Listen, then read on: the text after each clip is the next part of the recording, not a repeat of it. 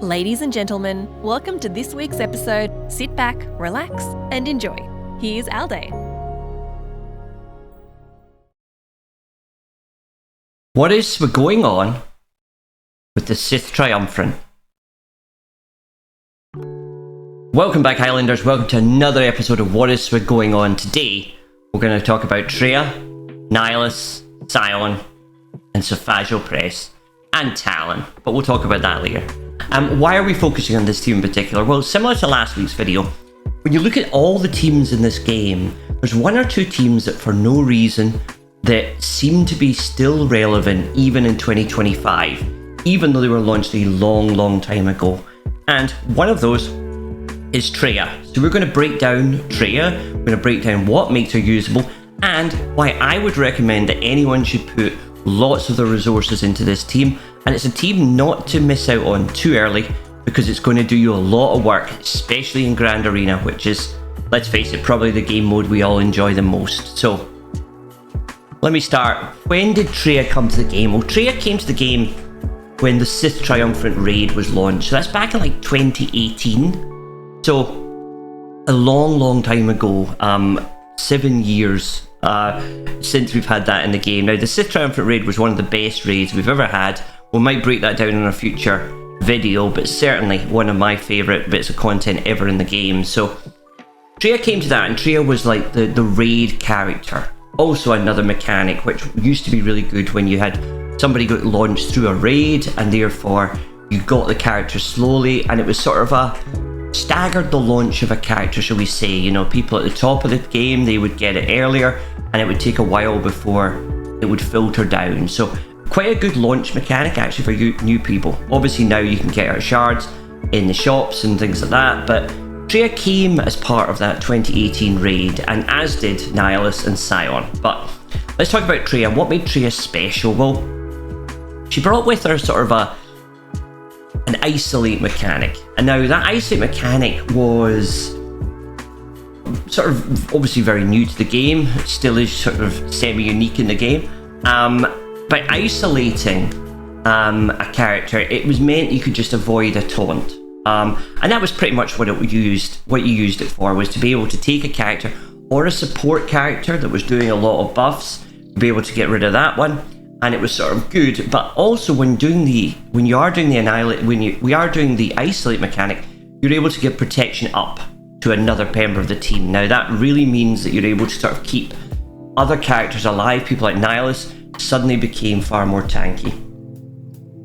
You do need she does have an Omi though, and that Omi is important. In fact, all the Omis we're going to talk about on this team are pretty much important. So Traya's got an Omi on her Lord of Betrayal. Now, Lord of Betrayal is the one that sort of how do we sort of describe it? It really sort of gives them a lot more buffs. It gives them more health, gives them more crit damage, gives them more offense. And you really kind of need that. We're going to talk a little bit about SWGOH-ing in a minute, but you want to keep Nihilus alive, you want to keep Sion alive as long as possible, and Traya herself can be a little squishy. So that Omicron really sort of, shall I say, updated their kits to the right amount of health and protection and defense that you had to have in nowadays. So really that Omicron is kind of important to have. But what really makes her special is compassion is weakness. Now, that means every time an enemy takes damage, you are getting health back. So it's like a health recovery mechanic. And that really sort of helps. And it helps keep the team alive. And if it's a team that's throwing out, say, a lot of buffs or debuffs, you're going to end up keeping the whole Sith Triumvirate alive. And you'll see that when we talk about some of the people it's able to counter later in the video. Let's move off. Essentially though, should we just say it? The team is sort of motivated by pain. You know, the more pain or the more things you're trying to put on them, the more they love it. The more they're stacking up offense, they're stacking up health, they're stacking up defense, they're stacking up all the things that you want in a character to become even better to hit. So if you're not going to kill it early, you're really going to struggle to kill a Traya team. Let's talk about Nihilus first. So Nihilus is all about the Annihilate. Annihilate is a unique mechanic. It is an incredible mechanic, and it's a mechanic which, let's face it, it's a mechanic which was used to again get rid of characters like Nest, get rid of characters that were too tanky. And there used to be a team called Hide the Nihilus, where you'd literally put Nihilus and 4 tanks down. So if you're in the early game, talking to my inner room initiates here, if you're in the early game, getting Nihilus first and getting a Nihilus that kind of is functioning means that even if you're not using it on a Sith team, you have this countdown to be able to get rid of one character on the board. So as you're first starting out in GAC, having a Nihilus there, and having a Nihilus, even if you don't have the Traya yet, or you've not put the investment or spent the rewards on them, having Annihilate is super, super valuable. So Annihilate, and then obviously Drain Force to reduce the cooldowns on Annihilate is a hyper important one. But let's talk more about why this suddenly became, when it went from a team that was like okay, kind of mid or poor, it suddenly went back to this meta. Well, in 2022, CG gave Savage Opress an Omicron on his Brute mechanic. Now, he was barely usable, shall we say. I don't think anybody ever used him. He was one of those characters that was just sort of tossed in the bin and nobody would ever have him in a team. Overnight, by giving him that Omicron, which gave him so much defense, so much max health, so much offense and speed, and basically meant that he was also stacking up his offense, that basically turned him into an almost unkillable monster. He would taunt, you couldn't get around the taunt, you hit him, and then he would hit you back, and when he was doing that, he would also be health stealing, and he'd be keeping everybody else on the team alive. So the Savage Opress Omicron is probably one of the most influential Omicrons CG's ever added, probably next to things like Wampa.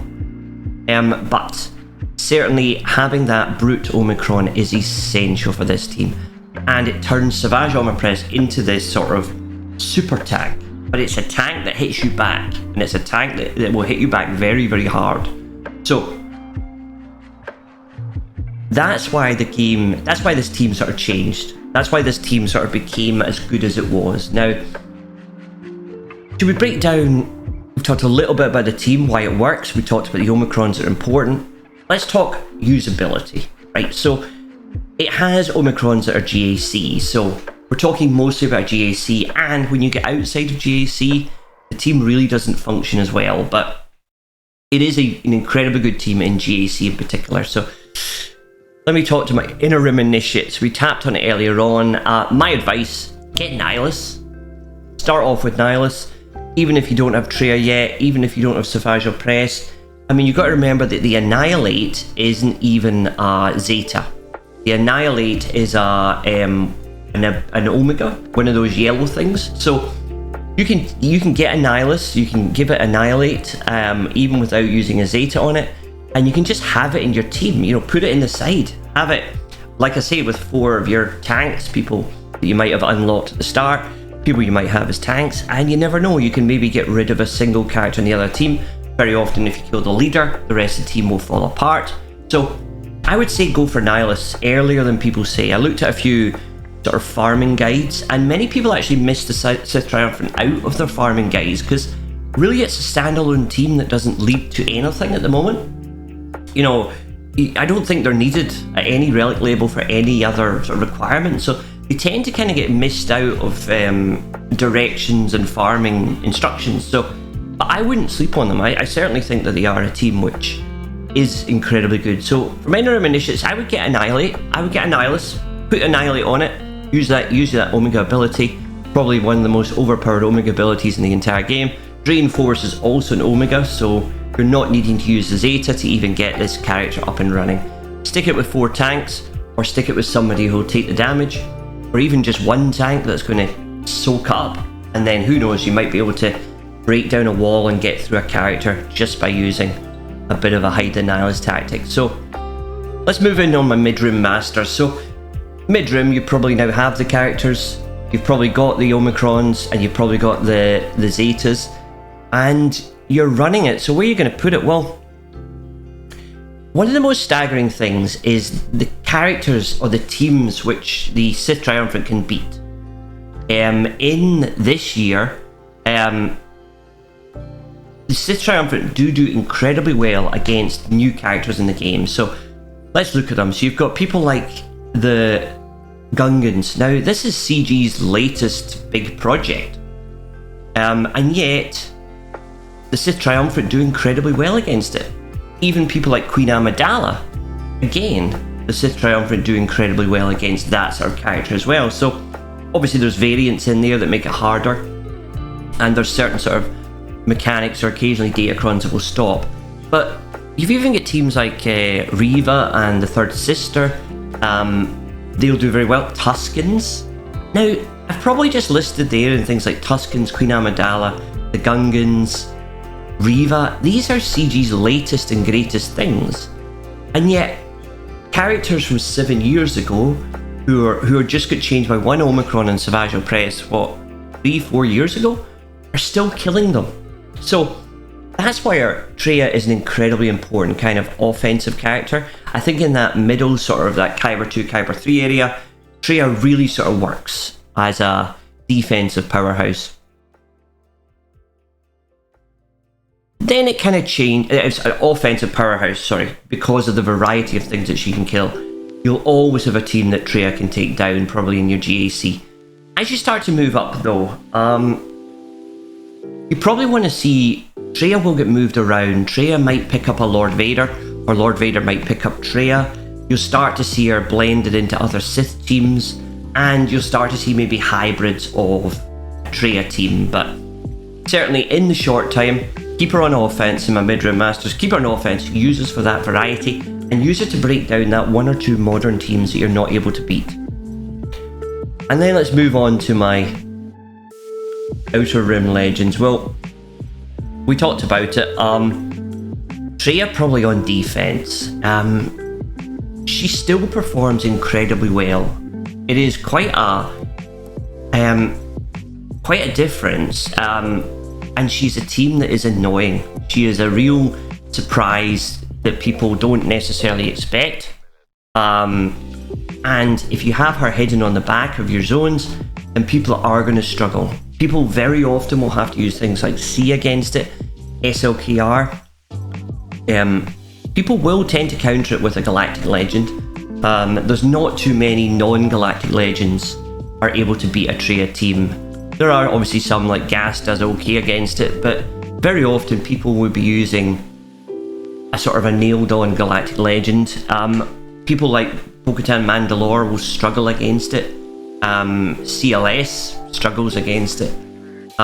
Even GML. In fact, I think the only sort of thing I would say that Traya performs well on offense against in a GL point of view is GML. The rest of them, she doesn't get anywhere near. So, but I think I would say that if I was to my Outer Rim Legends, I think put Traya on defense, hide her on the back, or even put her on the front. People are going to have to normally use a GL, or they're going to risk something which is a sort of a 60 or a 30% counter, or something in that area, 60% counter, and you'll probably maybe get a hold or two that you wouldn't normally get. And if you really want, you can stick things like Lord Vader onto that team.